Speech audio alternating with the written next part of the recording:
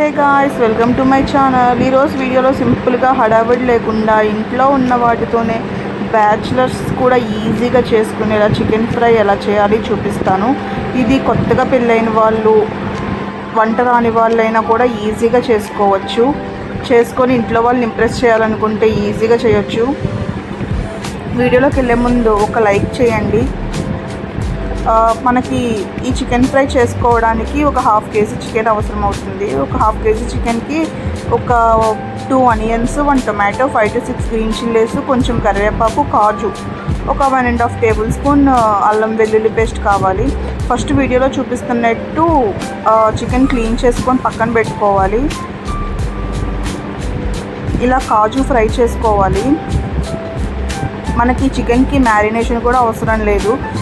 Chicken fry అంటే marination చేసి ఒక హాఫ్ అన్ అవర్ మళ్ళీ ఫ్రిడ్జ్లో పెట్టి ఇదంతా ప్రాసెస్ అంతా అవసరం లేదు. ఈజీగా అన్నీ ఉంటే మనం ఒక 10 to 15 మినిట్స్లో చికెన్ ఫ్రై అనేది అయిపోతుంది. ఇలాగా ఆనియన్స్ 2 to 3 గ్రీన్ చిల్లీస్ వేసి గోల్డెన్ కలర్ వచ్చేంత వరకు ఫ్రై చేసుకోవాలి. అవి బాగా ఫ్రై అయ్యాక 1 టొమాటో కట్ చేసాం కదా, అది వేసుకొని సాఫ్ట్గా కుక్ అయ్యేంత వరకు కుక్ చేయాలి. బాగా సాఫ్ట్గా కుక్ అయ్యాక అల్లం వెల్లుల్లి పేస్ట్ ఇక్కడ చూపిస్తున్నట్టుగా అల్లం వెల్లుల్లి పేస్ట్ వేసుకొని అది పచ్చివాసన పోయేంత వరకు బాగా ఫ్రై చేసుకోవాలి.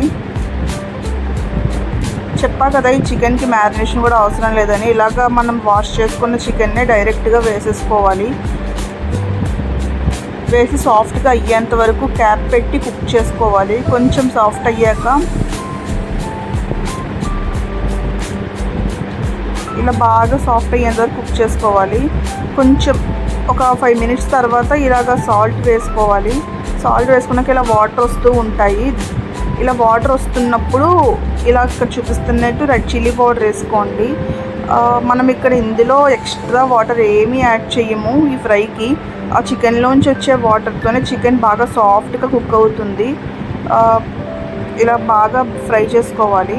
చూసారా, ఇలా ఉంటుంది కన్సిస్టెన్సీ. ఇలా ఉన్నప్పుడు మీరు వాటర్ వచ్చేసింది అని చెప్పి కంగారు పడొద్దు. అది అలాగ ఇంకిపోయి బాగా ఫ్రై అవుతుంది.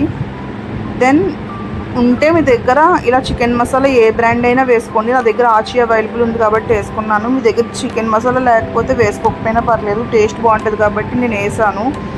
ఇలా ఫ్రై చేసుకున్నాక స్టవ్ ఆపేసి ఒక 5 మినిట్స్ ముందు ఇలాగా మనం ఫస్ట్ ఫ్రై చేసుకున్న కాజు, కరివేపాకు, గ్రీన్ చిల్లీస్ రిమైనింగ్ ఉన్నాయి కదా, అవి వేసేసి ఇలా ఫ్రై చేసుకోండి. ఒక 5 మినిట్స్ ఇలా ఫ్రై చేసేసి స్టవ్ ఆపేసేయండి. అంతే. ఇలా లాస్ట్లో గ్రీన్ చిల్లీస్, కరివేపాకు వేసుకోవడం వల్ల వాటి ఫ్లేవర్ ఫ్రైకి బాగా పడుతుంది, చాలా బాగుంటుంది. వీడియో ఇక్కడ వరకు చూసారంటే ఒక లైక్ చేయండి, మీ ఫ్రెండ్స్కి షేర్ చేయండి. ఇలాంటి మంచి వీడియోస్ కోసం మన ఛానల్కి సబ్స్క్రైబ్ చేయండి. నెక్స్ట్ వీడియో కలుద్దాం.